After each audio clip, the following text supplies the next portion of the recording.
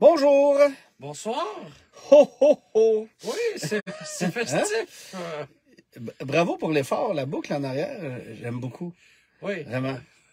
Mais mon chandail de Noël, mon chandail de Noël, il y a des lumières. Évidemment, comme ça fait 5 ans que je l'ai acheté, il y a peut-être des batteries de certaines lumières qui ne marchent plus. Mais comme je refuse d'investir dans un nouveau chandail LED de Noël que je mets une fois par année, des fois deux, remarque. Hein? Ça a l'air un peu serré des épaules, non? Ah non. Non? Pourquoi? Je sais pas. Il est parfaitement L'as-tu mis confortable. au séchage? Non, Non? non. En fait, confidence pour confidence, je sais même pas si je l'ai déjà lavé. Tellement je ne l'ai jamais porté. Je vais peut-être retourner m'asseoir sur la troisième rangée. C'est ça. Alors, bienvenue à ce 110e épisode de La Grosse Brune. Et je dois vous dire que c'est le dernier de l'année. Oui. Hein? Nous ferons relâche pour Noël. Nous ferons relâche pour Noël. Là, c'est ça, je place mes trucs. Oui. TV3, aïe aïe, on est à... Je ne comprends pas le commentaire d'Alexandre, mais salut Alexandre. Alors, c'est ça. En plus de la boucle, est-ce que tu veux nous montrer ta tasse de cette semaine? Comme quoi tout est dans tout. Et le Grinch, tu vois, ça me ressemble un peu plus à Noël. Non, c'est parce que tu me connais pas, toi, Noël. Ouais, on se connaît un peu. Oh oui, c'est ça. Nous partageons cette féerie des fêtes. Cuisiner est ma plus grande passion. Et magasiner un 22 décembre, encore plus. Est-ce que tu as acheté tous tes cadeaux? Non. Non? Qu'est-ce qui te reste? Une bonne majorité, je te dirais. Ah, d'accord. Ouais, alors, en fait... Salutations aux membres de la famille d'Antoine qui recevront des chocolats en vente à la pharmacie du coin. Ça se peut que ce soit une carte cadeau là, que j'aurais pris aux gens coutus. Enfin bref, on verra. Salut à Serge Gravel qui est avec nous, Alexandre, qui m'envoie une série de messages, puis il me parle de Cold Caulfield. Pourquoi? Je ne sais pas. Je ne sais pas. Mais enfin bref, ce que je peux vous dire cependant, c'est que j'apporte votre attention sur ceci. Oui.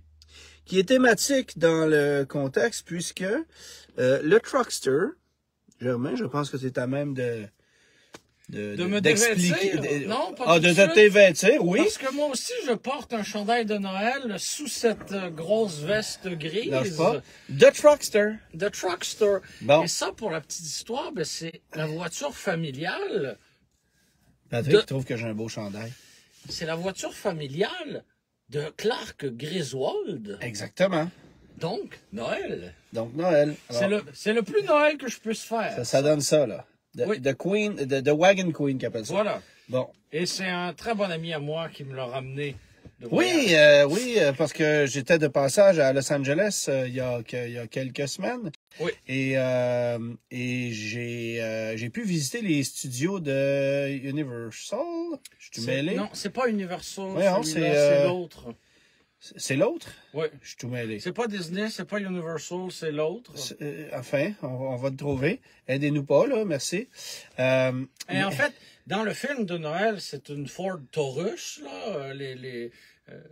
Mais celle-là, bon, ils ont pas fait de chandail avec la Taurus, là. Non.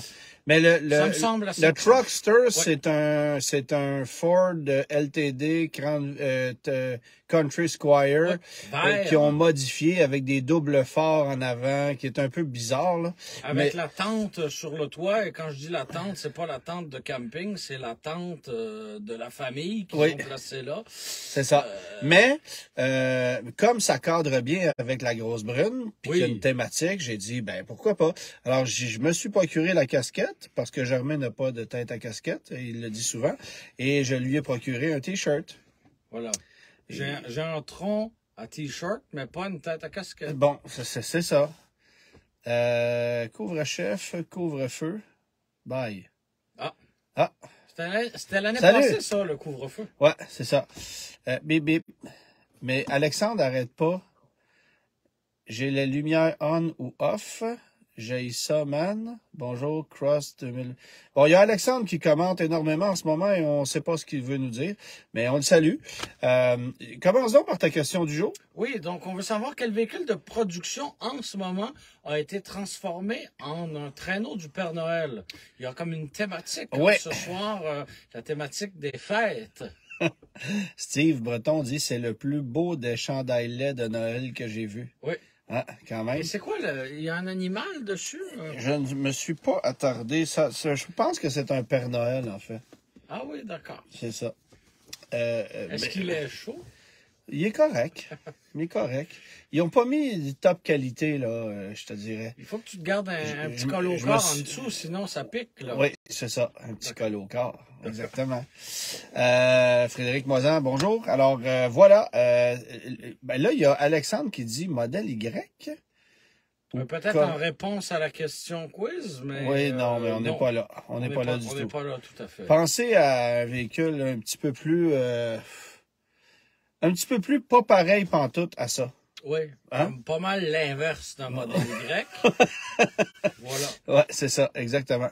Bon, premier sujet, aujourd'hui, il y a eu une grosse annonce. Le téléphone a commencé à sonner ce matin du Trisac, LCN, TVA Nouvelles qui m'ont appelé pour commenter cette nouvelle-là. Comme quoi le gouvernement fédéral officialise la réglementation à l'effet que dès 2026, 20% des véhicules qui seront vendus au Canada devront être électriques. On parle de 60% en 2030 et de 100% en 2035. Et ce que je trouve le fun dans cet énoncé-là, c'est que finalement, il y a quelqu'un qui met ses culottes, le fédéral, et qui ne fait pas juste y penser. Parce qu'au Québec, il y a un règlement qui dit que en 2025, il y aurait 22% de véhicules électriques. Puis 2026, on serait à 26. Puis bon, on serait à 65 en 2030. Mais ça demeure hypothétique. Il n'y a personne qui a pris de décision. Alors que là, le fédéral met son pied à terre et dit, là, 2026, c'est 20%, 2030, c'est 60%. Et est-ce qu'on a détaillé les pénalités?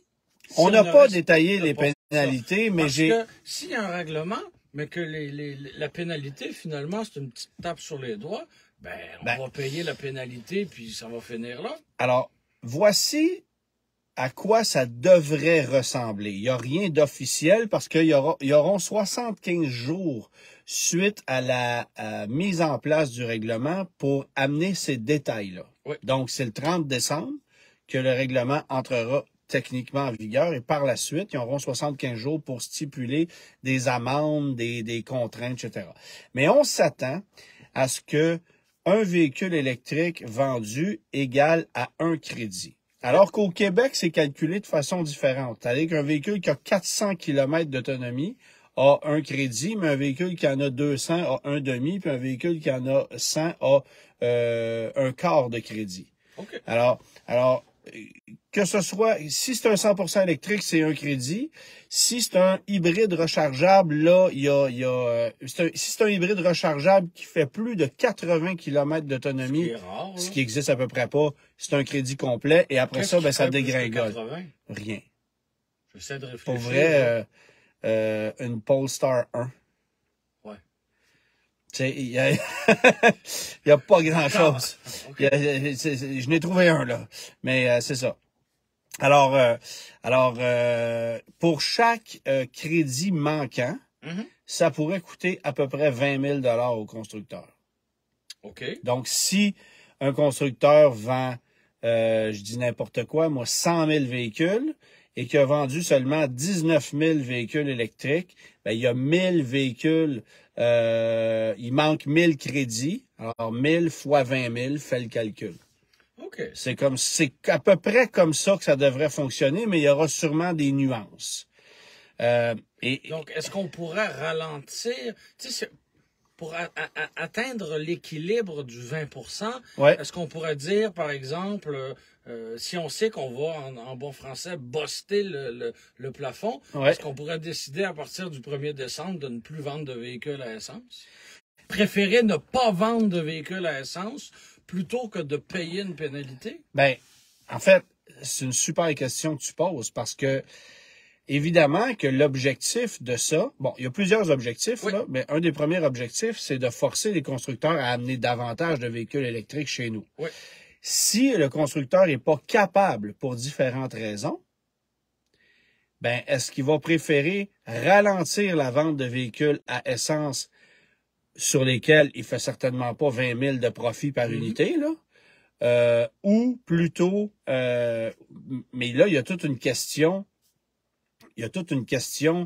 évidemment, syndicale qui rentre en ligne de compte. C'est-à-dire que tu peux pas décider de freiner la production d'une usine de véhicules parce que tu sais que tu vas en vendre moins. Fait que dans un pays... Dans un, tu sais, bon, alors, tu vas continuer ta production, tu vas payer tes employés comme c'était prévu selon les ententes syndicales, puis tu vas payer des amendes, ou tu vas acheter des crédits chez des constructeurs en compétition. Ouais. Parce qu'évidemment, t'as des constructeurs qui vont pouvoir vendre des crédits. Tesla ne vend que de l'électrique. Ouais. Alors là, on est mort de rire. Fait que, tu sais, je sais pas comment tout ça va s'amalgamer, mais c'est certain que il va y avoir un calcul. Sauf qu'évidemment, moi, l'observation que j'en fais, c'est clair que ce règlement-là a été mis sur la table en raison de l'Ontario. Parce que la Colombie-Britannique a déjà un projet de loi qui est encore plus sévère que celui du Québec. Mm-hmm. On vendait, j'ai pas les chiffres sous les yeux, là, mais environ 15% de véhicules électriques cette année en Colombie-Britannique. C'est peut-être même un peu plus que ça. Au Québec, on était à 11,7%, mais en Ontario, on était à 5,5%. C'est pas beaucoup. Ça demeure encore marginal. Mais ça demeure encore... Parce qu'on n'est pas capable de fournir à cette demande-là. Parce qu'on n'est pas capable de fournir. Mais à cette demande artificiellement gonflée par l'État, là.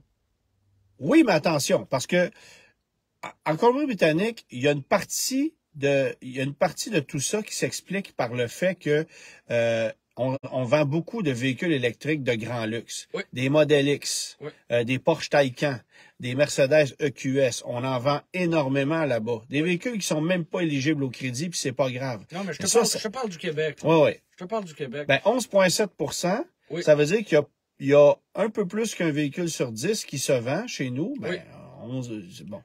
Il y a un peu plus qu'un véhicule sur 10 qui se vend chez nous qui est électrifié. Dans le contexte actuel. D'accord. Mais ça, on l'obtient grâce à des subventions de 12 000 là, qui vont jusqu'à 12 000 $. Mais c'est sûr que j'ai un peu de misère. Aurais-tu acheté une Bolt avec le prix sans aucune subvention? Jamais. Bon, j'imagine que t'es pas le seul. Oui, mais moi, j'ai acheté une Bolt de façon pragmatique. Ben, tout le monde n'achète pas non plus une Ioniq 5 parce qu'ils sont passionnés de Hyundai, là. Non, mais il y en a un certain nombre. Puis moi, la question que je me pose, c'est la suivante. Si on était capable de suffire à la demande partout, en ce moment, avec les crédits, oui. On vendrait 3 fois plus de véhicules électriques, 4 oui. fois plus de véhicules électriques. S'il n'y avait pas de crédit en vigueur, est-ce qu'on vendrait le même nombre qu'on en vend? S'il n'y avait pas de crédit en vigueur et qu'il n'y avait pas de contrainte de disponibilité, oui. Est-ce qu'on en vendrait moins, autant, plus? En fait, c'est à dire. Si on enlevait les crédits, ben on arriverait à un juste marché et on réussirait probablement à atteindre un certain équilibre. Là, on force artificiellement une demande qui est beaucoup trop forte, là. Oui, mais on n'est pas capable de suffire à la demande. Fait que, tu sais. Ouais, on n'est pas plus avancé. C'est ça. Alors, ce que fait le gouvernement fédéral, c'est Est-ce que c'est la bonne chose d'offrir des subventions? Finalement, la question se pose, là. Ben, en fait, moi, je pense que ce qui serait encore mieux, c'est qu'il y ait une uniformité. Oui. Parce que là, tu as une province qui travaille, c'est ça, d'une province à l'autre, tu travailles tout croche. Comment tu veux qu'un constructeur s'ajuste? Fait que c'est ça qui marche pas. Mais la question aussi de l'évolution des crédits, ça a évolué dans les derniers mois, dans les dernières années. Ouais. Là, tu attends ton véhicule 12 mois, 24 mois, 36 mois. Tu sais pas si le véhicule va être éligible dans 36 mois. Ça change d'une semaine à l'autre dans certains cas. Oui, exactement. Fait que, c'est difficile de le planifier comme ça, là. Mais moi, j'ai l'impression qu'on va être beaucoup plus stable du côté du fédéral que du côté du provincial avec les crédits. Tu vois, le fédéral vient d'établir une stratégie sur du long terme. Elle est définie, on la comprend, elle est logique. Ça sera la même chose pour les crédits. Parce que, regarde ce que fait le fédéral. On donne 5... Jusqu'à ce que le gouvernement change. Ouais, ça se peut. Mais, au moins, il y a une uniformité. Donc, un constructeur automobile peut aujourd'hui avoir un plan en se disant, moi, je vais me baser sur le fédéral. Un constructeur automobile ne peut pas se baser sur le fait que le Québec veut ça, puis que le BC veut ça, puis que le Nouveau-Brunswick veut ça, mais pas l'Ontario. C'est à peine ça marche note pas. De bas de page, ben là, non, une province. C'est bon. Mais sachant que la demande dépasse largement l'offre, à quoi bon le subventionner? Oui. Ben, c'est parce que si on le fait pas, on va continuer d'acheter des gros véhicules. Ben non, la demande est tellement forte. Oui, mais la demande... On ferait juste atteindre un équilibre. Je sais pas. C'est une sacrée bonne question. Moi, c'est difficile de vraiment dire c'est où est le sweet spot. Oui. Personnellement, je pense que 12 000 au Québec, c'est trop. Ben, c'est énorme. C'est trop. Puis énorme. Je pense aussi qu'on devrait s'arrimer toutes les provinces ensemble. Bon, oui, mais d'une province à l'autre, l'idéologie n'est pas la même. Non, c'est sûr que l'Alberta en veut pas. T'sais. Ben non, évidemment. Mais en même temps... Et, tout le monde en Ontario en veut pas non plus. Là. Mais en même temps, on respire le même air, puis tu sais, il y a les enjeux politiques ne sont pas les mêmes. Oui. Mais, tu sais, c'est ça. Puis je veux dire, l'Alberta, c'est pas là où on vend le plus grand nombre de véhicules. Non, c'est vrai. T'sais? Mais de toute façon, moi, je te l'ai toujours dit, je demeure persuadé qu'une façon de convaincre un consommateur, c'est aussi de restreindre ou de surtaxer un véhicule très polluant. Un véhicule énergivore. Après ça, il y a des véhicules énergivores qui sont des outils de travail. Et là, ben moi, j'ai un malaise à ce que on pénalise une entreprise qui s'achète, par exemple, des camionnettes. Là. Ben oui, mais moi, j'ai pas de problème si c'est une entreprise. Oui, mais en particulier, mais tu sais, moi qui s'achète un pick-up, c'est ça. Moi, je m'achète un pick-up pour traîner la poche de hockey à Fiston puis aller au Costco. Ce que j'ai déjà fait, là, d'ailleurs. Oui. $1 le litre, pourquoi pas? Ben, tu sais, c'est ça. Fait avec une surtaxe à la cylindrée qui est minime au bout de l'année, ben, t'avales ta pilule. Voilà. Mais bon, alors, il y a toutes sortes de façons de voir les choses. Mais jusqu'ici, il n'y avait pas de règlement uniforme. Là, il y en aura un et je pense que c'est quelque chose de viable. Là, après ça, on verra ce que ça donne. Mais tu sais, je pense aussi que...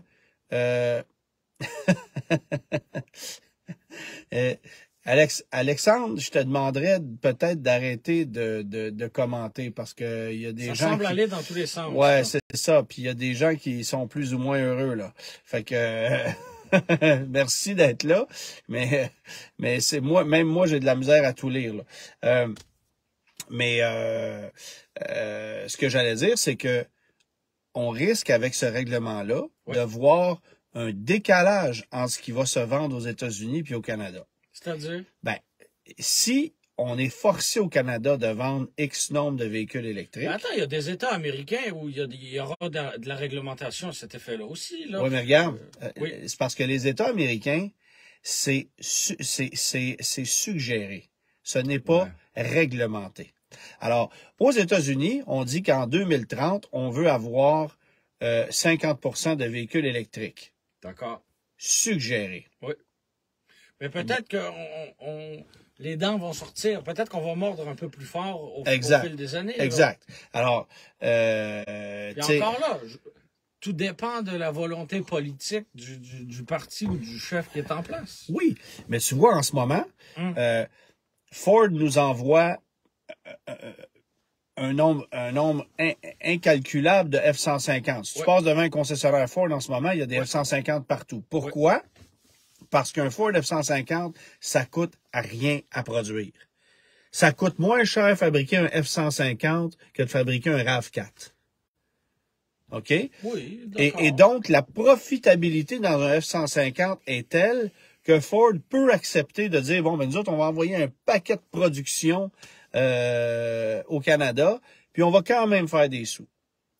C'est différent, par contre, pour un Maverick hybride, pour un Bronco Sport, pour des petits véhicules comme ça que les Canadiens veulent acheter et qu'ils peuvent pas acheter en ce moment parce qu'il n'y en a pas, parce qu'on préfère les vendre aux États-Unis, là où il y a plus de profit. Avec un règlement comme celui-là, ben là, les véhicules électriques que les Américains se gardent pour eux parce qu'ils sont très intéressants.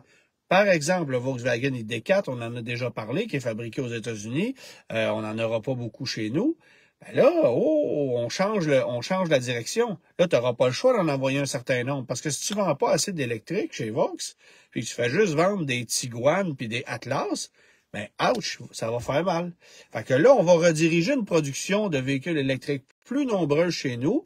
Il va en avoir moins aux États-Unis parce que là-bas, il n'y aura pas de règlement officiel. Puis on va continuer à vendre plus de véhicules à essence là-bas, plus de véhicules électriques ici. On va se contenter d'essayer d'atteindre les quotas imposés, puis ça va s'arrêter. Ah, c'est clair. Là. Oui, mais attends, là, ça, c'est 2026. Oui. Après 2027, ça monte. 28, oui. 20, tu sais, c'est ça. Puis si un jour le Québec applique son règlement, ben là, il y aura ça aussi. Mais tu comprends que le règlement du Québec... Il n'a aucun poids. Ben, il n'y a pas de poids par rapport à un règlement fédéral. Tu sais, je veux dire, un constructeur dira pas, bon, ben moi, là, si c'est 20% en 2026, il faut que j'atteigne 22 ou 26 au Québec. Ben, le 6% d'écart, regarde, on va l'envoyer en Ontario s'il n'y en a pas de problème, parce que moi, je veux pas perdre des sous, puis je veux pas me retrouver pris à la gorge parce que il me manque ce 6%-là. Tant pis, je vais l'envoyer ailleurs, puis ça va être... Tu sais, on va jouer avec ça, là. J'ai l'impression que l'automobile est de plus en plus réglementée.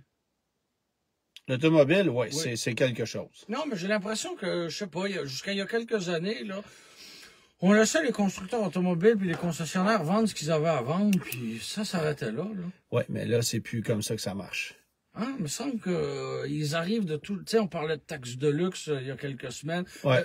Tu sais, tout partout, on arrive pour essayer de contrôler le marché automobile québécois et canadien, mais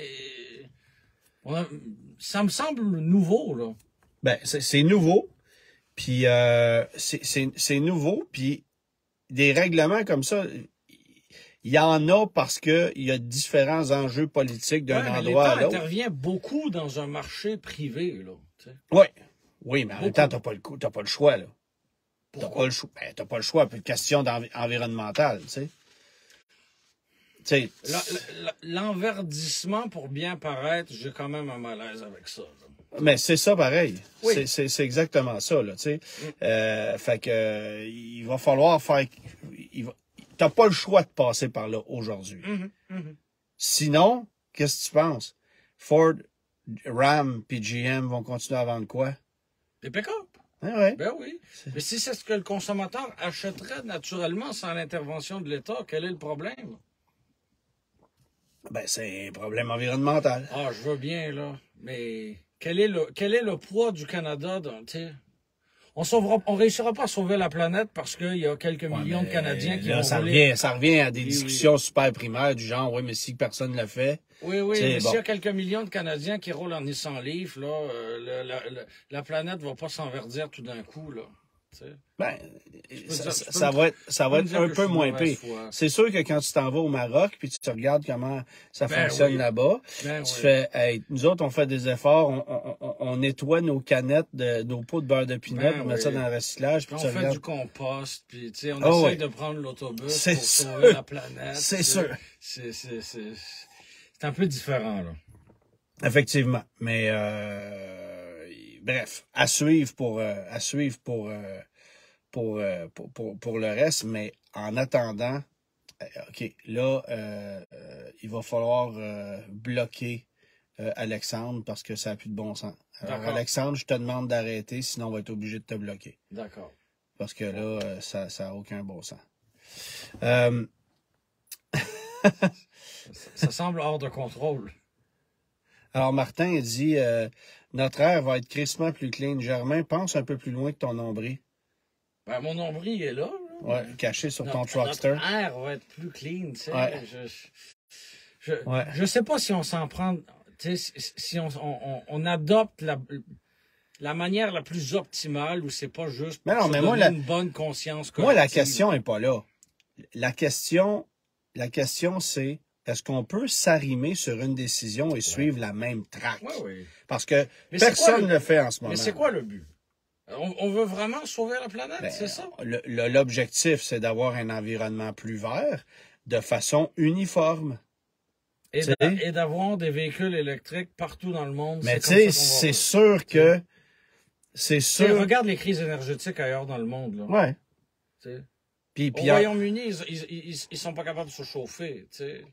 Mais il y a beaucoup en ce moment, de politique environnementale, parce qu'il y a des endroits où ça vaut la peine d'être vert, puis il y a d'autres endroits où c'est pas le cas. Oui. Puis mais clairement, l'industrie automobile depuis quelques années a adopté la technologie électrique plus que l'hydrogène, plus que n'importe quoi d'autre, parce que ça semble être viable. Puis pour nous, en tout cas au Québec, c'est clair que ça l'est, là. Pour nous, oui. Mais il y a des endroits, effectivement, en Amérique du Nord où c'est comme moins évident. Si tu habitais en Ontario, est-ce que tu aurais acheté une Chevrolet Bolt avec le réseau de bornes qu'il y a là-bas? Ça, je m'en fous. Moi, je m'en fous, honnêtement, parce que depuis que je l'ai... Ben oui. Faut que tu comprennes ça, là. Oui, mais si tu sors un peu de ton quadrilatère, là, de temps en temps, là. Ben, je sors, là. Oui, je comprends. Mais là. je veux dire, mais pour quelqu'un qui voyage sur la route en Ontario, puis qui fait du Toronto, Sudbury, puis tout ça, t'achètes une auto-essence. Ils sont pas équipés. Non. Mais... Tu sais... D'où mon point. Mais t'as un gouvernement. Bien beau et bien fin ici, là, parce que justement, on a des bornes un peu partout, des bornes lentes, soit dit en passant. Mais c'est pas représentatif du reste. Là. On est vraiment dans une bulle de verre complètement à part. Ici, ben, de moins en moins à part. De moins en moins à part. Complètement à part, là. Faut que tu regardes le BC, faut que tu regardes, certes, ben, évidemment, la Californie. Britannique, la Californie. Oui. Mais ça demeure des endroits isolés par rapport il y en aura de plus en plus, puis le jour où ça sera rendu uniforme, on va avoir été content d'être un peu pionnier là-dedans. Ouais. En espérant juste que ça soit pas la politique aérie qui vienne scraper tous ces objectifs-là. Ouais. C'est juste ça. Et que tout d'un coup, oups, le prix du kilowattheure d'électricité va être pas mal. Ah, ça c'est sûr. Ça c'est sûr. Ben oui. C'est évident, là. Ben oui. C'est très simple. Ouais. C'est très simple. Sur le prix du litre d'essence, l'État contrôle quoi? Ça part de taxes, c'est tout. Sur le prix du kilowattheure d'électricité au Québec. Ben, kilowattheure d'électricité au Québec, c'est pas si mal, là. Tu sais, si tu regardes en Ontario, t'es à quoi, 20 cents, 22 cents? Oui, mais l'État le contrôle. C'est ça la différence. Ouais. Sur le prix du litre d'essence, contrôle seulement la partie des taxes. Oui, c'est ça. Là, non, là, ils vont te tenir, c'est sûr. Comme ça, hein? Oui. Comme ça. Plus de main. Ouais. Par les boulettes de ragoût. Là, par les boulettes de ragoût. C'est toi qui devrais pas avoir ma tasse du Grinch aujourd'hui, là. Ouais, hein? D'ailleurs, ma soeur m'avait offert l'année dernière un beau coton ouaté du Grinch. Et elle me l'a emprunté parce qu'elle voulait le porter pour la dernière journée d'enseignement. Voilà. Bon. Il dit, tu vas être une enseignante grincheuse. Ouais, c'est ça. Bon, fait que vous aurez compris tout le monde que Germain va prochainement s'acheter un véhicule électrique. Ben, j'en ai absolument pas les moyens. Non? Ben, non. Ben, si tu vends, mettons, ton LTD. Oui. Tu pourrais peut-être m'acheter une livre d'occasion en vendant tout ça. Non, là, sont chers. Là. Pour vrai. C'est ça, c'est ça le problème. Ouais, mais tout est cher. Là, c'est pas le moment d'acheter une auto, point. T'sais. Non, on est d'accord. On est d'accord. Mais non, je ne vois pas le jour où je m'achèterai un véhicule neuf, premièrement. Ouais. Puis je vois pas le jour où je m'achèterai un véhicule électrique. Ben, dans le contexte où du métier qu'on fait, pour vrai, oui. Effectivement, que d'acheter une auto neuve, c'est pas nécessaire, là. Ben, même si je ne pratiquais pas ce métier, pourquoi je ne roulerais pas en Focus de 15 ans? Pour effectuer des déplacements, pour être pris dans le trafic dans chacun de tes déplacements. Oui. Pourquoi ne pas rouler dans une voiture? Fais comme tout le monde, achète-toi un Tesla Model X. Oui, sûrement. Bon. Mais non. Hein? Au lieu d'acheter un immeuble à revenu là, à Montréal, t'es bien mieux de t'acheter ça. Non, pas un Tesla. Il y a Claude qui dit un GoFundMe pour Germain.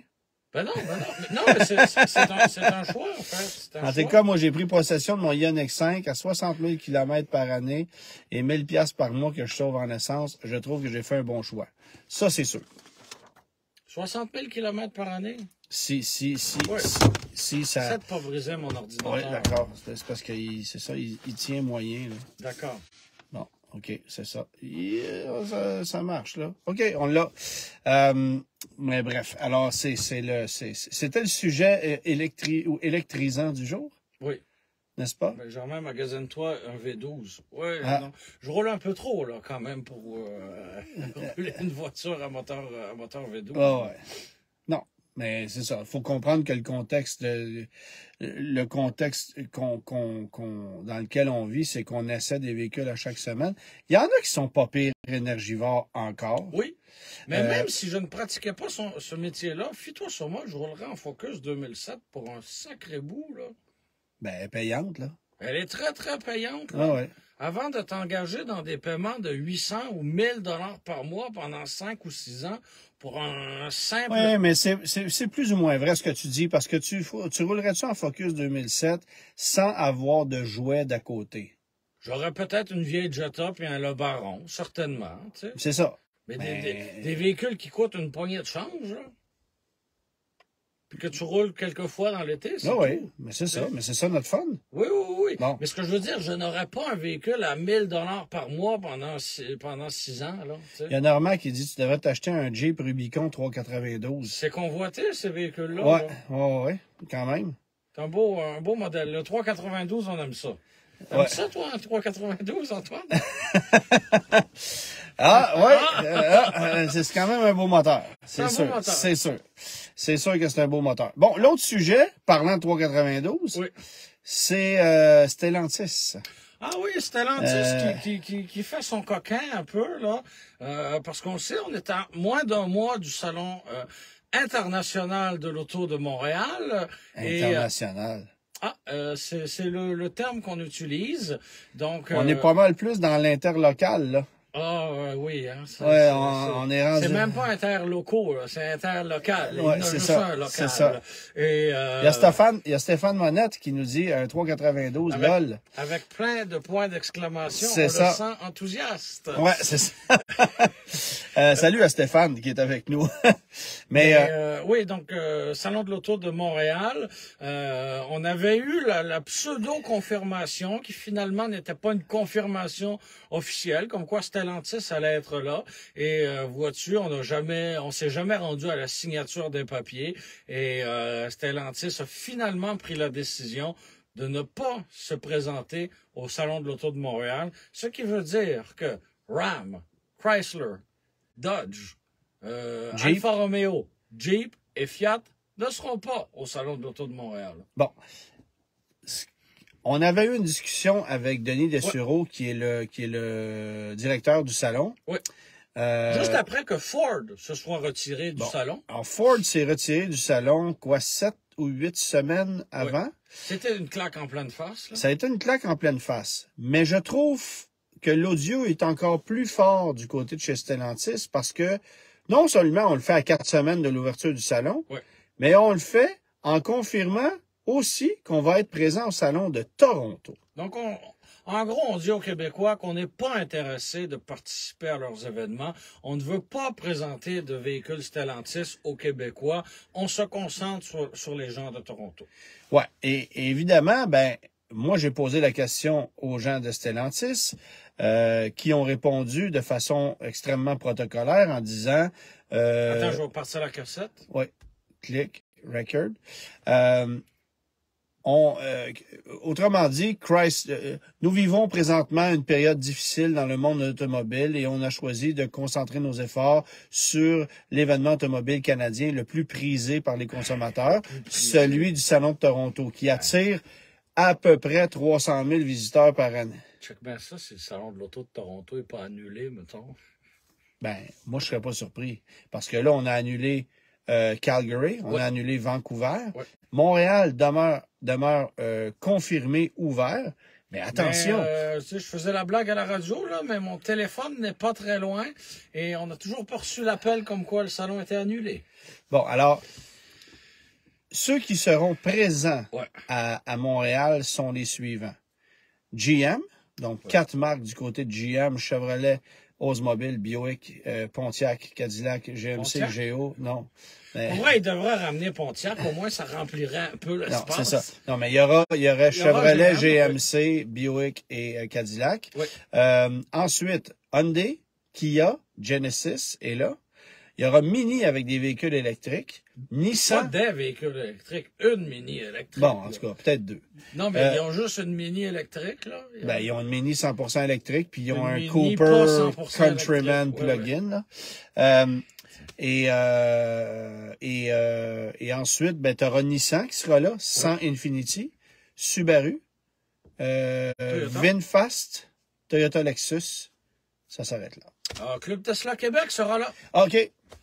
Mais c'est ça. Alors, tu sais, pense à n'importe quelle marque allemande, pas là. Mazda est pas là. Mitsubishi est pas là. Honda, Acura est pas là. 2 des 3 Américains Ford, sont pas là. Ford et Chrysler, ouais, c'est ça. Fait que, tu sais, puis il y a Vitaly qui dit que ça va être le salon du garage de Luc Poirier. Je vous le confirme. D'ailleurs, j'en ai fait une petite visite pas plus tard qu'aujourd'hui. Il amène quoi, 20 véhicules? Il amène 20 véhicules sur place. C'est tout un défi pour lui. Probablement le plus grand kiosque sur place, là.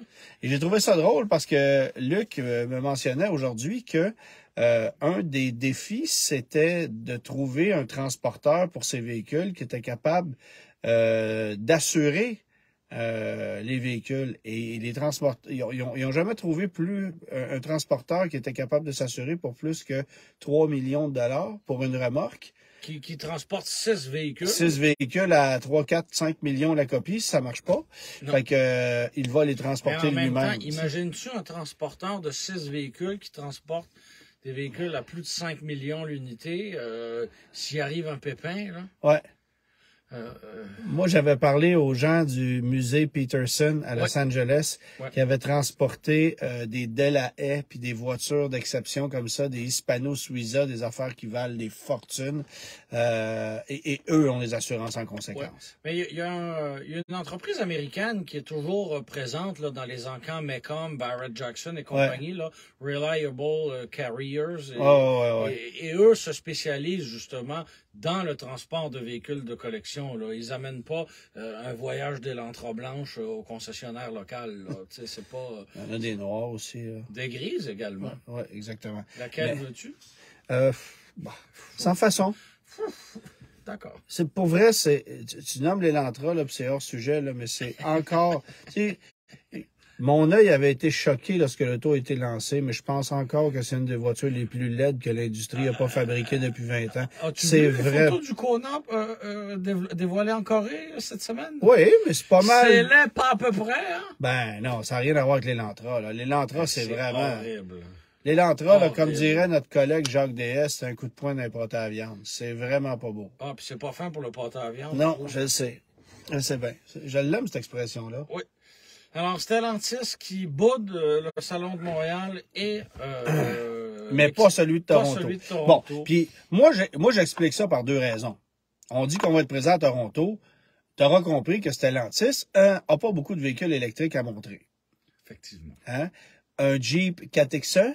Oui, qui est encore là. On a des mois d'attente pour ça. Tu sais, on va-tu... Bon, alors que... Vous auriez pu nous présenter le fameux Airflow, là, ce véhicule tout prêt d'entrer en production. C'est ça.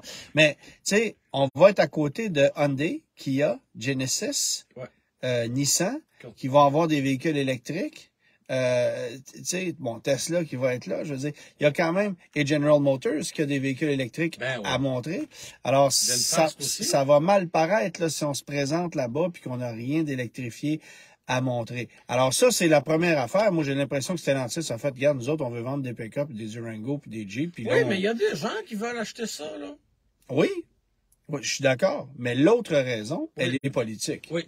Parce que le fait qu'on ait des usines en Ontario qui sont sur le point d'être converties pour fabriquer des batteries ou des véhicules électriques eux-mêmes, j'ai le gros feeling qu'on va profiter du Salon de l'Auto de Toronto pour faire une annonce politique qui va concerner les usines de Chrysler, de Brampton et de Windsor. C'est évident. Pourquoi on irait là sinon? Je ne sais pas. Parce que faut comprendre un truc, là. Il y aura pas plus de constructeurs automobiles au Salon de Toronto qu'au Salon de Montréal, à part Chrysler. Ouais. Tout le monde a confirmé, tu sais, Mazda sera pas plus là, puis Honda sera pas plus là, puis les Allemands seront pas plus là. Tout le monde a confirmé qu'on serait absent de Toronto également. Puis, eh bien, franchement, je ne comprends pas qu'on n'ait pas tout simplement annulé le Salon de l'Auto, parce que c'est sûr que si on annule maintenant un mois d'avis, on a des pénalités, on va arriver dans le rouge, il y aura un déficit, clairement, ça je l'entends. Mais si on se rend jusqu'au 29 janvier, puis on tient son bout jusqu'à la fin, est-ce qu'on va être encore plus dans le rouge? Parce que qui va aller au Salon de l'Auto de Montréal? Je te pose la question. Aucune idée. Qui va y aller? Aucune idée. On se met en contexte. Toi et moi ne pratiquons pas ce métier-là, mais nous sommes des passionnés d'automobile. Allons-nous au Salon de l'Auto de Montréal? Aller me battre, me trouver un stationnement au Palais des Congrès, payer 25$ de parking, 20$ d'entrée, pour aller voir des GM, des Nissan, des Toyota Lexus. Ouais. Puis, parce que moi je me comme rappelle, quelqu'un a écrit comme un peu plus.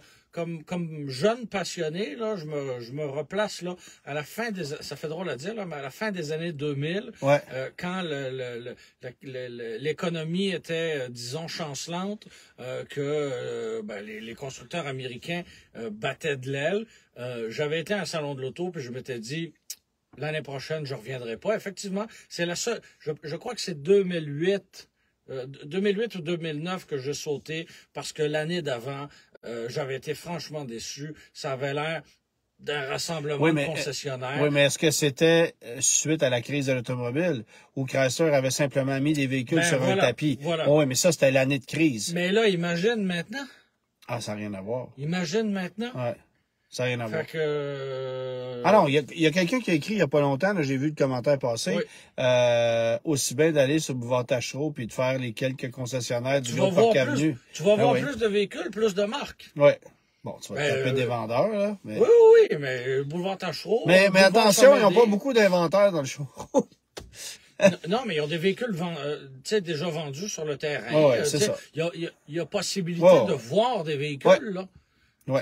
Absolument. Fait que, puis oui, Tachereau, mais Chomédé, ou, nomme-les. Oui, c'est ça. Nomme-les. Fait que, j'ai très hâte de voir, puis nous, on va tenter le pouls de ce possible, peut-être, dernier salon.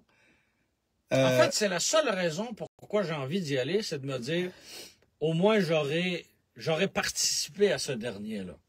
Ben, moi, ça a été la même chose pour Détroit. Ouais. Tu sais, moi, Détroit, j'ai assisté aux 20 derniers vrais salons de l'auto de Détroit et cette espèce de joke qu'on a eu cette année où il y avait 5 constructeurs et des animaux de compagnie. Puis, oui, mais on n'aura pas d'animaux de compagnie à Montréal. On n'aura pas de chèvres. On n'aura même pas une foutue chèvre. T'imagines? Mais attends, là, à Détroit, il y avait quand même... mais tu vas avoir des Chevrolets. Oh, elle est excellente. Hein? Mais tu sais, à Détroit, là, on se plaignait, mais il y avait quand même des structures d'acier où des gens pouvaient faire du off-road avec un Wrangler, puis tu sais, tu pouvais conduire le F-150 Lightning, puis tu sais, il y avait un minimum d'attraction pour un visiteur moyen. Ça, c'est l'autre truc. Une des raisons évoquées par Stellantis pour être présent à Montréal, mais non pas pour ne pas être présent à Montréal, mais être présent à Toronto, c'est qu'à Toronto, on pourra installer une rampe pour faire des essais de véhicules électriques. D'accord. Et là, on a de la visite qui arrive. Ben oui, hein? C'est que c'est... Attention à ta tête! Hey, quel bonheur! N'est-ce pas? Wow! Tu nous as amené un beau chandail de Salut Bonjour? Hey, regarde ça! J'aime ça parce que c'est écrit Exact, on sait exactement c'est quoi. Ouais. Non, c'est la toune Nous l'aurons dans la tête jusqu'à l'année prochaine. Hey, c'est de la qualité, ça, c'est brodé. Ça a l'air doux en plus. boutiquesb.ca. Ah, OK. T'as-tu une commission là-dessus? Si seulement. T'as défait ma bouffe de Noël. Hey, je suis désolé. Non. Hey, en plus de faire une petite arrivée impromptue, je brise le décor. Ah, c'est qu'écoute, nous étions tous de brun vêtus. Mais vous étiez juste tous les deux dans l'auto? Oui. Nous, on est en train de faire un live Puis il y a Justin qui dit qu'il y a des tasses à café aussi, ça a l'air? Oui, exactement. Bon. Exact. C'est super. Mathieu était de passage parce que, en vérité, il s'en venait chez moi chercher des polos du guide de l'auto parce que monsieur fera un petit voyage média pour le guide de l'auto au CES. Mon premier, et quel endroit tout indiqué pour faire un premier voyage dans un endroit que je connais. Alors, pour ceux qui ne connaissent pas Mathieu Roy, il est évidemment chroniqueur techno à Salut Bonjour le matin.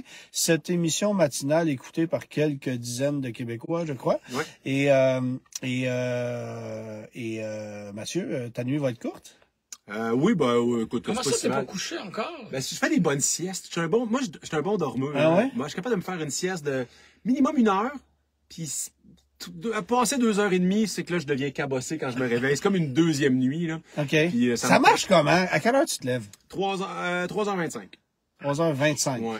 25 ans. 25. Pour arriver chez minute. Québécois, pour arriver à TVA, à quelle heure? C'est assez variable, je te dirais, entre 4h et 7, et mettons 4h et 5, puis 4h40. Pour être en onde à 6 heures? À 6 heures, ouais. Okay. Avec le contenu, il faut que mon contenu soit prêt, les vidéos que j'ai trouvées satisfaisantes, fait que drôles, t'arrives émotives. sur place, tu fais ta recherche. Je continue ma recherche. Parce que dans la journée, mettons, tu sais, comme je promène le chien, je fais, c'est bon, ça. Hier, je voulais montrer quelque chose à quelqu'un, je fais, ça c'est excellent, copier, coller, tu sais. Puis j'ai beaucoup de recherches, puis aussi, c'est la façon dont on va amener tout ça. Puis j'ai aussi un aspect, ça c'est l'aspect vidéo virales qui vont être tantôt émotives, spectaculaires, drôles. Puis il y a aussi l'aspect techno aussi. Tu sais, je me garde à jour sur à peu près tous les sites, comme vous autres avec l'automobile.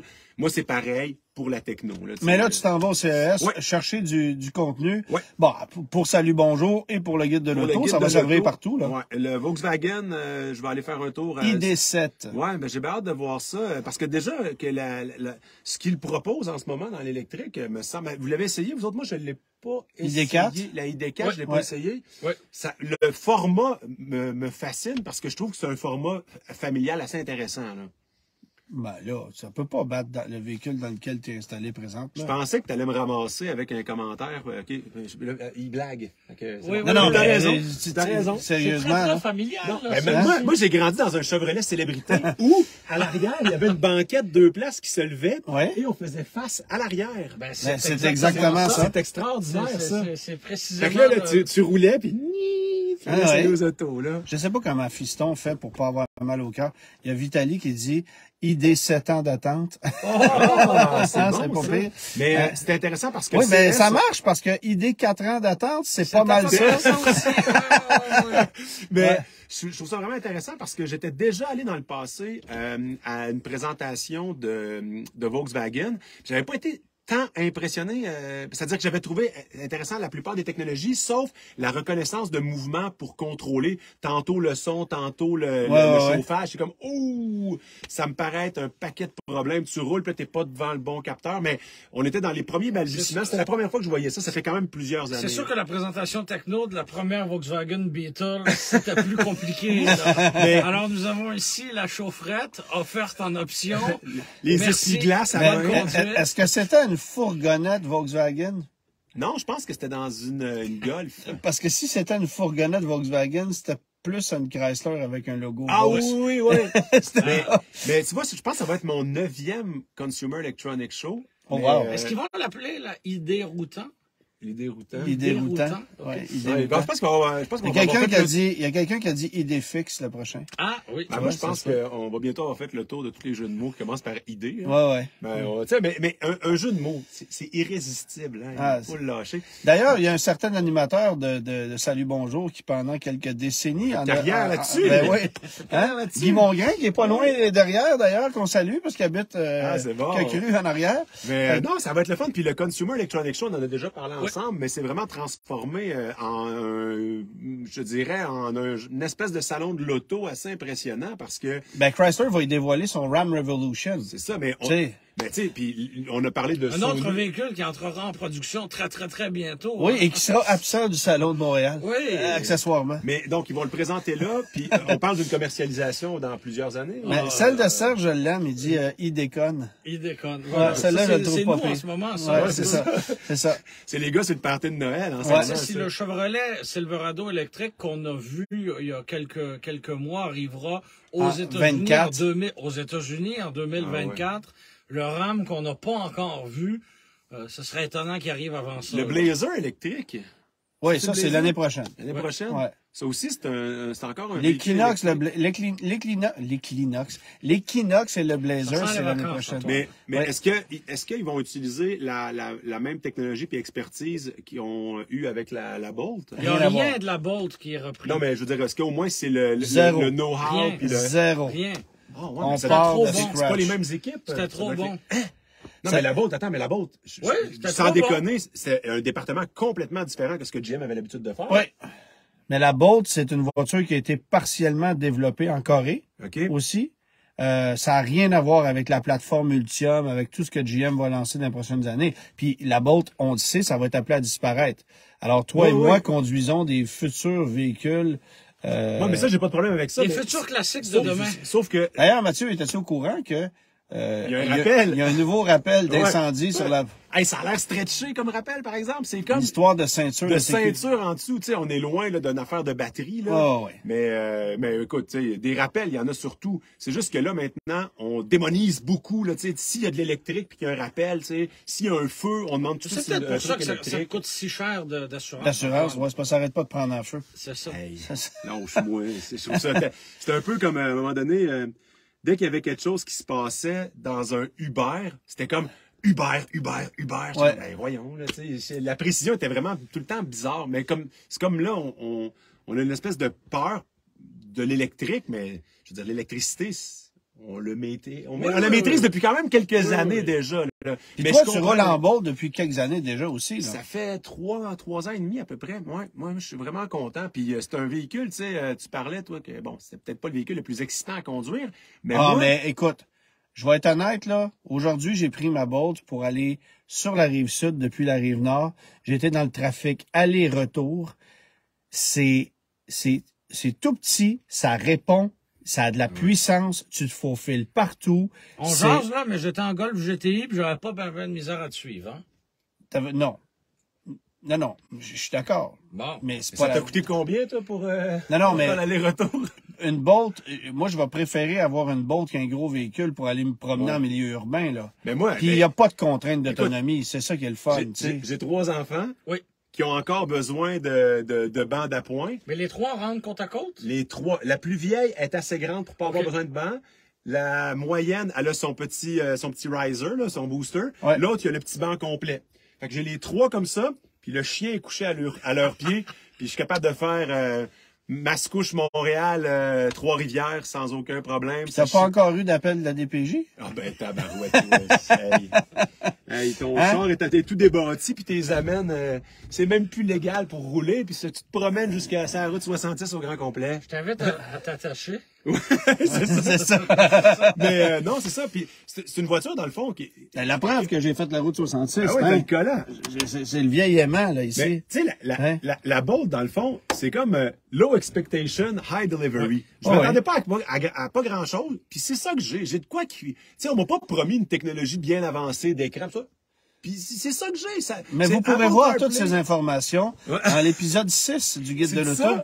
Je pense même que j'ai une petite pause à côté de ma Bolt super ralenti. Ta voiture sert à la télé. Ouais. Ta voiture sert à la télé. Parce qu'il faut expliquer aux gens que dès le 7 janvier prochain, 11h30 sur TVA, aura lieu la nouvelle saison de l'émission du Guide de l'auto dans laquelle Mathieu sera présent. Je suis vraiment content d'ailleurs. J'espère que les gens apprécie cette espèce d'aspect techno à l'automobile parce que même si des fois, tu sais, quand on regarde l'auto, on pense pas à la techno spontanément. C'est de plus en plus présent. Mais je pense que de plus en plus, puis je pense que ça va devenir un facteur d'achat avant longtemps, même si mon discours commence à changer parce que je ne croyais pas que la techno dans l'auto allait devenir un facteur d'achat. Je savais que ça pouvait nuire à ton expérience, mais je pense qu'aujourd'hui, plus que jamais, si une voiture est pas compatible Apple CarPlay ou encore Android Auto, ça se peut que la personne fasse « Hey, sais-tu quoi? Je vais peut-être passer mon tour sur ce modèle-là. » Ce qu'il y a de plus techno dans la grosse brune, c'est moi. toi, Mathieu. Ouais. Ben, ton laptop est pas pire. Ouais, il y a quelques années quand même. Ouais. Mais c'est intéressant Mathieu que tu parles... plus à jour que mon laptop. C'est intéressant que tu parles d'Apple CarPlay parce qu'on visitait aujourd'hui Luc Poirier, qui est ce collectionneur de voitures Ferrari notamment, puis il me montrait des factures de certaines de ses plus récents achats. Et là, j'ai regardé la facture de sa nouvelle McLaren Artura et la facture de son avant-dernière Ferrari qu'il s'est procurée, où tu pouvais voir un coût le coût de l'option d'Apple CarPlay à 6 400 $. Ils sont complètement aux fraises. C'est complètement gratuit. C'est un fil. Ça te coûte ton fil à 15 $. Comme il dit, tu sais, une Hyundai à 20 000, tu peux l'avoir, mais pas dans une Ferrari, c'est 6 400. Fait que, on continue de facturer des gros montants. Merci Gino pour les étoiles. Alors, on continue de facturer des gros montants pour des options qui n'ont pas de bon sens chez Ferrari comme ça. Puis tu sais, c'est parce que c'est des voitures poussées technologiquement aujourd'hui, là. Ouais, non, c'est quelque chose, là. Non, je suis entièrement d'accord. On est embarqué dans... Mais Ferrari, il y avait quoi? Il y a 85 000 d'options, sa dernière Ferrari? Ben oui. Tu sais... C'est quel véhicule qui était pas loin de 100 000, puis l'écran qu'on avait là, c'était un écran d'il y avait à peu près 4 ans. J'étais comme, mais qu'est-ce que c'est que cet écran-là? Ils nous ont mis un écran, là, puis c'était des gros pixels encore, c'était rien de très raffiné. Là. Je suis comme, hey, un iPad usagé d'il y a 2 ans, c'est genre 400 $. Tu sais, c'était quoi de mettre des écrans qui a de l'allure? Je trouve ça tellement des fois, je trouve tellement que, tu sais, j'ai l'impression qu'on a acheté des restants, tu sais, des invendus qui ont un peu trafiqué pour rentrer dans un tableau de bord. Fait que non, je trouve des fois que on utilise la techno soit au mauvais moment ou soit pour le mauvais usage. Fait que je demeure quand même assez genre posé dans mon enthousiasme technologique. Je suis pas prêt à dire que on a besoin de la techno partout. Ben, puis je veux dire, c'est pas infaillible non plus, là. Ça plante, ça brise, ça a des problèmes. Regarde, on nous parlait aujourd'hui d'une Golf R que la personne a revendue. Problème de caméra de recul, ça a jamais marché. L'écran plante, se rallume pas. Il y a un rappel en ce moment sur les Golf pour l'écran central avec la caméra de recul. C'est un défaut qui est connu, là. Mais ça brise. Puis ce qui est fascinant, c'est que de l'autre côté du spectre, ben là, on est capable de faire des mises à jour, soit simplement par nuage. Exactement, de deux façons. Soit que la voiture est capable de se connecter à notre réseau Internet, ou encore la voiture est elle-même un hotspot, donc elle est capable de recevoir elle-même les données. On peut pas le faire si Géraldine annonce une journée plein soleil. Non. Ça prend le nuage. Ça prend le nuage. Non, mais c'est quand même fou que avec des mises à jour, on est capable de régler des problèmes et mieux encore, on est même capable d'améliorer la performance du véhicule. Parce qu'avec une mise à jour logicielle, aujourd'hui, tu es capable de gagner quelques chevaux.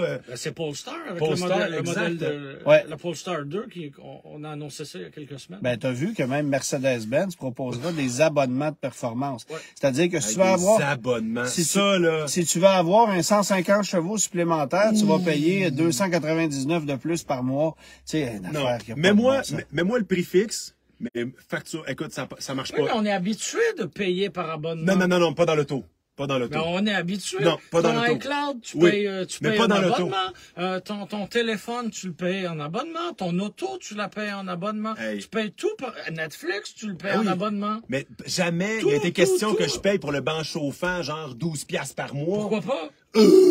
Pourquoi tu paierais pour le banc chauffant? Il fait exprès, il me fait fâcher, là. Pourquoi tu paierais pour le banc chauffant si tu loues le véhicule 3 ans? Hey, là.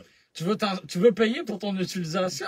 Ben, je trouve ça intéressant. Il y a Frédéric qui dit, il y a 15 ans, on capotait sur le fait de payer OnStar de GM. Ouais. Et on peut encore le faire. Mais pour vrai... Non, mais moi, il faut que je raconte mon expérience. Vas-y. T'as une GM, toi aussi, fait que tu peut-être tu le sais pas parce que tu l'as pas eu neuve. Ou j'ai pas eu neuve, puis ça faisait un petit bout de temps que la gratuité était finie. C'est un cauchemar, le niveau d'harcèlement de OnStar qui t'écœure, qui t'envoie des textos, des lettres par la poste, qui t'appelle au téléphone, qui t'envoie des courriels pour t'écœurer, pour que tu t'abonnes à OnStar. Veux-tu me dire à quoi ça sert en 2023 d'être abonné à ça? Juste répondre à Serge, j'ai des bancs chauffants dans ma Focus. Ah, OK. Et je ne paye pas d'abonnement. C'est un banc chauffant qu'il a acheté. C'est une couette qu'il met par-dessus dans la lumière. Faut expliquer à Serge que l'équipement de cette Focus-là est un peu weirdo. Parce que il y a des sièges chauffants, mais il y a des vitres. Des vitres à craindre. Mais il y a des vitres à pogner. Fait que, j'ai une anecdote similaire à OnStar et qu'on peut les appeler en cas d'urgence. Ouais. On est en train de tester. Je peux te dire qu'on est en train de tester le F-150 Lightning pour la prochaine saison? Il est trop tard, tu l'as dit. J'ai mon téléphone. Il n'y a pas beaucoup de montage, on est en direct. On coupera ça. J'ai mon téléphone sur le banc passager parce que je fais voler mon drone qui me suit avec le F-150. Je roule, je prends une courbe, puis après ça, je dis, il va falloir que j'arrête ici. Puis là, je décide d'arrêter un peu plus brusquement parce que je veux tester le système de freinage, notamment. Ouais. Puis là, le téléphone, zoom, bang! Il se retrouve dans le coffre à gants, tombe après ça par terre. Je fais, moi, j'arrête, j'ouvre la porte. Ma montre se met à vibrer. Je tourne le téléphone. Puis là, ça disait, êtes-vous en sécurité?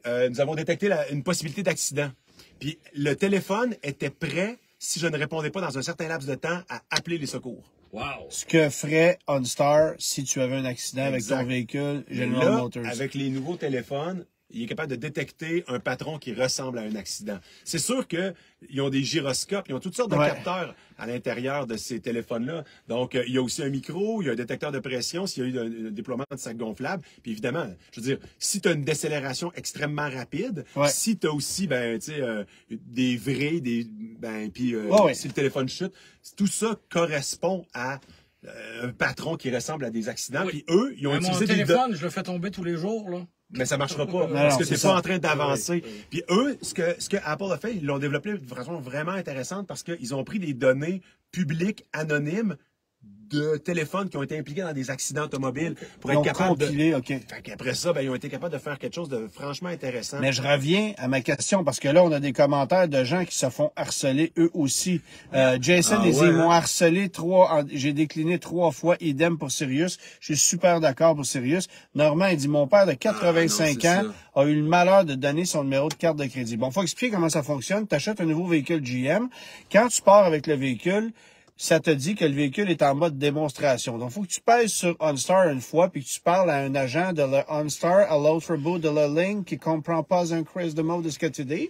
Puis la personne, ce qu'elle veut, c'est prendre ton numéro de carte de crédit pour prolonger ton abonnement gratuit jusqu'à hauteur de 3 mois.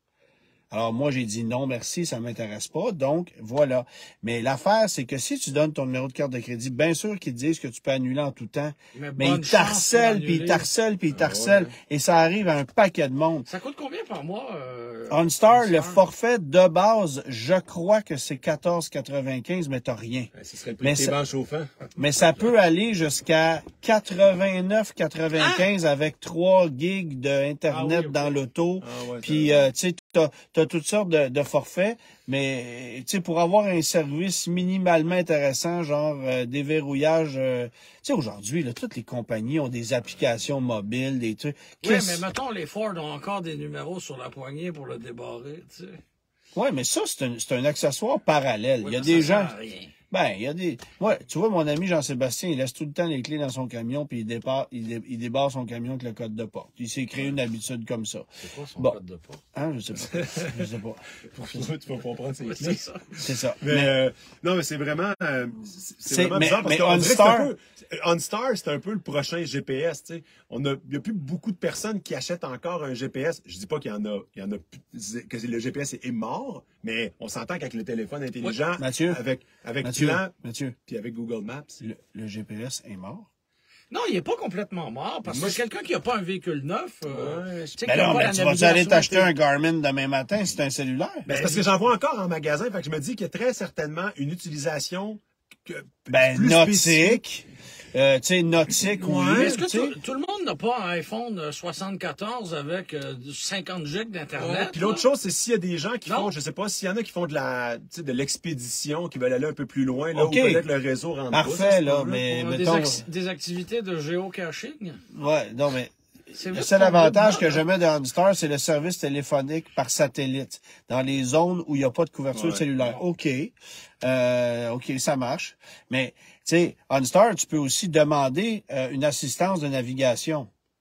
Mais qui est un cauchemar, parce que ils te font passer par des routes qui sont tout le temps jammées, tu sais, je veux dire... Tu peux appuyer sur le bouton bleu pour dire « OnStar, indiquez-moi le chemin pour me rendre à la maison. » Puis ça marche pas, là. Mais moi, ils vont te le décrire. La madame au téléphone, elle va te décrire. C'est elle qui va te le dire. Prochaine intersection, à droite. Non, j'ai dit à droite. Mais il y a 15 ans, c'était comme ça. Il te guidait vocalement. Wow. Mais aujourd'hui, il envoie le tracé dans l'écran de ton instrumentation, puis tu vois les flèches à gauche, à droite. OK, j'ai une question. Si tu as une Malibu 2005, mettons, et que tu as toujours payé ton abonnement, comment ça fonctionne? Je pense que ça ne marche plus.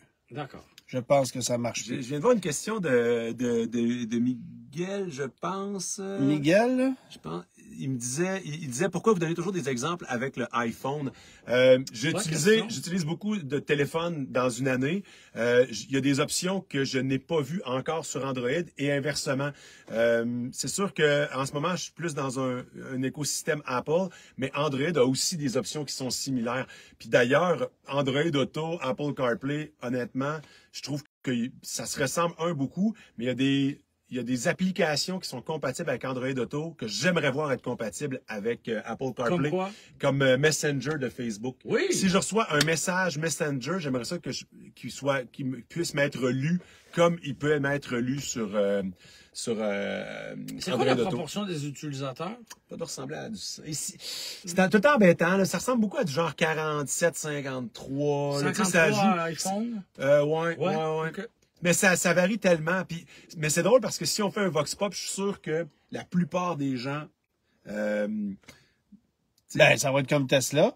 Si tu fais un Vox Pop, tous les gens de Tesla vont être là, puis les autres seront juste pas là. Fait que tu vas avoir l'impression que 88% du monde roule des Tesla. Le truc, c'est qu'on donne beaucoup d'espace média à Apple parce que dans le passé, ils ont créé tellement de nouveaux produits que on s'attend toujours à une nouvelle révolution. Aujourd'hui, ils font que des améliorations, puis des fois même, ils rattrapent des produits qu'ils n'ont pas créés. Pensons à la montre connectée. Ça faisait des années qu'il y avait des montres connectées avant que la Apple Watch sorte. Là. Leur dernière grande innovation, l'iPad. Je sais pas. Ça ressemblait à ça. Ça, c'est ton domaine. Je me retourne vers toi, puis je remets ici. Lâche-moi. Mais le prochain Apple CarPlay, là, la version qu'on va appeler 2, là, ça va être franchement intéressant. Ça, on en parle dans le guide de l'auto. Puis on va être là-dessus, c'est sûr, parce que ça va permettre une personnalisation vraiment incroyable de chacun de nous. Oui. Mais placer les tuiles comme on le veut. Exact. Mais après ça, si tu changes d'auto, je veux dire, ça va devenir la même interface, peu importe le véhicule que tu vas avoir presque. Donc, c'est fou, là. Tu sais, avant, tu te dis, OK, ça, je suis clairement dans une BMW, je suis clairement dans une Honda, mais là, je veux dire, l'expérience va être vraiment similaire, voire pareil, là. Donc, sauf si t'es dans une Suzuki. Ça se peut que tu... Avec un pas d'écran? Là, tu vas me dire, là, je suis clairement dans une Suzuki. Oui. Où en sont-ils avec leur voiture? C'est drôle parce que il y a le fameux Apple Car. La dernière fois que j'ai vu un article, je pense que c'était la semaine dernière ou avant, c'était juste un genre de report, nothing before 2026. Là. Mais, tu sais, Apple a tout le temps... Tu verras peut-être quelque chose au CES, on sait pas. Apple n'est pas au CES. Non, c'est vrai. Non, mais en marge... non, même non, pas. je pense qu'ils vont faire un événement eux-mêmes pour annoncer quelque chose. Puis ça pourrait être... tu sais, dans le temps, Steve Jobs avait... And one more thing. Puis là, quand il y avait un one more thing, là, ils nous ont fait le coup, Sony. Ils ont dit, en terminant. Puis là, il faut arriver... La voiture. Un char! Là, on regardait des caméras, on regardait des haut-parleurs connectés, un petit chien robot. Là, ils nous sortent un auto. Tabarouette, tout le monde passait le derrière, là. Ouais, c'est ça. Apple Car reconnaîtrait une Saturn. Ça, c'est Frédéric qui veut savoir ça. La réponse est non. Mais bref. Hey, c'est drôle, les gens répondent en même temps. Donc, vous êtes sur Internet, là, c'est ça, là? Oui, on est sur Internet. On n'arrête pas le progrès. Hein, Mathieu, nous, on ne voit pas les gens. Ah non, ils nous voient. C'est ça. OK. C'est ça. C'est plate, tu peux pas faire ça. Salut, bonjour. Tu pourrais répondre à tout le monde en même temps. Hey, imagine-tu si ça passait à la télé, cette émission-là? Hey, t'étais venu chercher ton cadeau de Noël, toi? Oui, un petit polo pour pouvoir bien représenter le guide de l'auto au Consumer Electronics Show. Après le chandail de Salut Bonjour, le polo. C'est ça. Mais la surprise, c'est que tu repars avec le chandail de Noël d'Antoine et non le polo du guide de l'auto. Ça, c'est inattendu. Ouais, puis d'ailleurs, tu vas pouvoir me le réparer parce que la techno commence à être fuckée, les lumières. Il y a des lumières là-dessus. Ben oui. Mais c'est pas des lumières Adèle. Moi, je pense que c'est toi qui manque de gaz. Ça se peut bien. Bon, ben on va profiter de ces dernières secondes pour souhaiter joyeuse fête à tout le monde. Oui. Merci Mathieu d'être passé. Ça fait plaisir. Je vais te donner ton cadeau de Noël dans quelques instants. Je vais vous laisser parler à vos abonnés en privé. C'est correct. Prends-toi une bière. Et puis, ben c'est ça. On vous dit joyeuse fête. Soyez prudents. À l'année prochaine pour le 111e épisode de La Grosse Brune. Va me changer. Oui, je pense. Tu m'as demandé s'il faisait chaud, tantôt il commence. Comment? Merci beaucoup d'avoir été là encore une fois. Et 7 janvier, premier épisode du Guide de l'auto. Nous, on sera de retour la semaine tout de suite après ça. Oui. Parce que dans la première semaine de janvier, on est en vacances. Puis toi, t'es pas là, puis moi, je suis ailleurs. Puis on va prendre un petit break de 2 semaines, puis on revient dans la deuxième de janvier. Merci beaucoup d'avoir été là. Merci Germain d'être présent chaque semaine. Avec plaisir. Ou presque, parce que l'autre fois, il a manqué son vol est en retard, puis il l'a pas eu. Mais quasiment, c'est ça, exactement. Merci tout le monde. J'en profite moi aussi pour vous souhaiter un très joyeux Noël. Reposez-vous. Regardez d'autres contenus que du contenu automobile. Profitez-en pendant les vacances pour lire un roman ou faire autre chose. Mais on sera de retour. Mathieu, on te voit quand même. Et pour ceux qui se demandaient, c'est qui la famille Griswold? Là? Oui. Allez voir ça, là, le sapin des bois. Il est passé sûrement à télé. Là, déjà. Il n'est pas encore. Non? Je pense que c'est vendredi. Donc, sur TVA. Avec Clark Griswold. Ouais. Voilà. Au revoir. Et surtout, n'en tombe pas amoureux, car je repartirai avec le mois prochain. Oh. Ça, c'est le personnage du beau-frère qui décrit son véhicule motorisé. Je vous laisse, là. Non, tu peux l'éteindre. OK, bye.